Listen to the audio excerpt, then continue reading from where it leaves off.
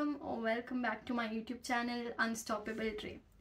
आज की वीडियो में हम बात करने वाले हैं the new immigration rule changes जो 12 मई को वाइट पेपर के थ्रू अनाउंस हुए हैं।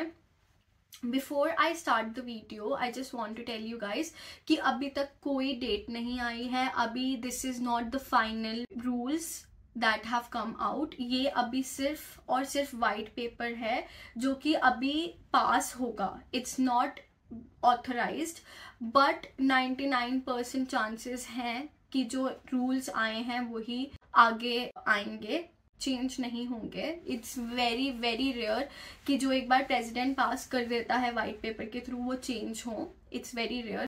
So yeah, we are going to talk about that white paper today. And the people who are in UK or who are planning to come in UK, ये video उन सब के लिए बहुत ज़्यादा हेल्पफुल होने वाला है. So let's dive into it. So the number one is the settlement rule. ये जो है वो सबसे ज़्यादा मेजरली चेंज हुआ है और सबसे ज़्यादा बड़ा चेंज है ये. दैट इज़ कि उन्होंने जो सेटलमेंट पीरियड है वो चेंज कर दिया है from 5 to 10. They literally have doubled the time. So yeah, this is the biggest change. तो पहले जो ये था 5 साल का था as you all know, लेकिन अब ये बढ़ के 10 साल का हो गया है.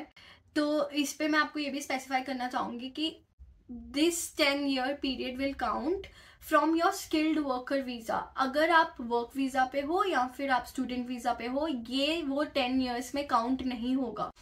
तो आपको जब आपको स्पॉन्सरशिप मिला है, आप स्किल्ड वर्कर वीजा पे आए हो, तब से ये 10 years का टाइम स्टार्ट होगा आपका.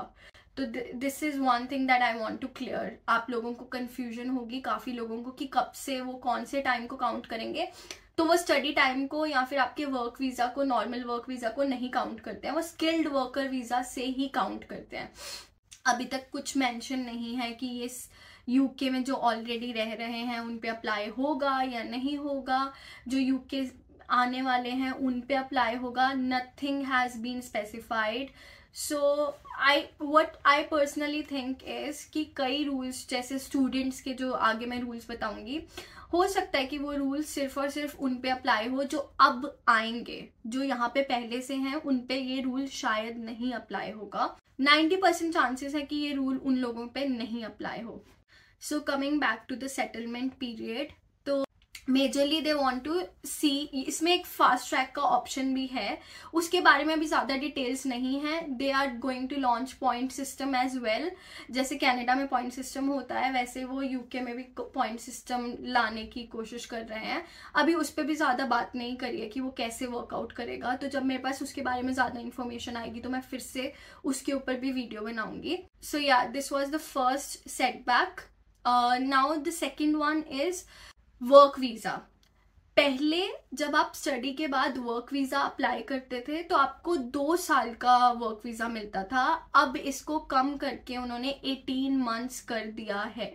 सो yeah, this is now going to be 18 months instead of 2 years. जो लोग भी यहाँ पे यूके में आने का प्लान कर रहे हैं, प्लीज़ मेक श्योर कि आप ये सब रूल्स अच्छे से पढ़ के अपने रिसर्च करके तभी अप्लाई करो, because these are very major changes. Also जैसे मैंने आपको पहले मेंशन करा, जो यहाँ पे ऑलरेडी स्टडी कर रहे हैं, इट कुड बी पॉसिबल कि आप लोगों के ऊपर ये रूल नहीं अप्लाई हो और आप लोगों को 2 साल का ही वर्क वीजा मिले. So do not panic, just wait for the final results to come out. So just wait for that. Okay, so now when you are done with your studies और आप अपने स्किल्ड वर्कर वीजा के लिए apply करोगे तो उसमें भी काफ़ी चेंजेस कर दिया उन्होंने. सो जो एजुकेशन रिक्वायरमेंट होगा उसके लिए वो या तो ग्रेजुएशन होना चाहिए या उसके ऊपर का होना चाहिए, otherwise they are not going to give you skilled worker visa. अब मिनिमम पे रिक्वायरमेंट्स भी चेंज कर दी हैं उन्होंने. ऑल्सो उन्होंने जो है जॉब लिस्ट अपडेट कर दी है. 180 लो जॉब स्किल्ड को रिमूव कर दिया है उस लिस्ट से. तो अगर आप उन जॉब्स को टारगेट कर रहे थे जो लो स्किल्ड वर्कर्स में आता है, आपको स्किल्ड वर्कर वीज़ा नहीं मिलेगा. तो आपको उसके लिए भी अच्छे से रिसर्च करनी पड़ेगी, अच्छे से चेक करना पड़ेगा कि कौन सी जॉब्स हैं जो उसमें उसके अंडर आती हैं और कौन सी नहीं आती हैं. नाउ द नेक्स्ट चेंज जो वो लेके आए हैं वो है इंग्लिश रिक्वायरमेंट।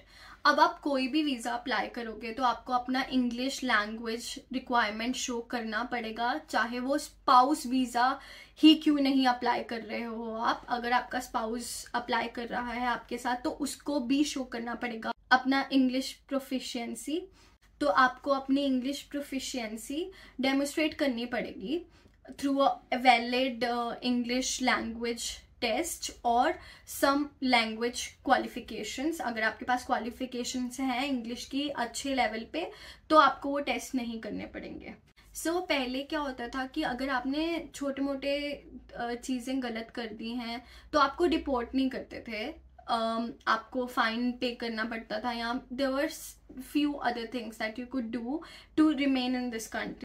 लेकिन अगर अब आप छोटे से भी रूल्स को वायलेट करते हो तो आपको वो डिपोर्ट कर देंगे। They are not going to keep you in their country if you are violating any law.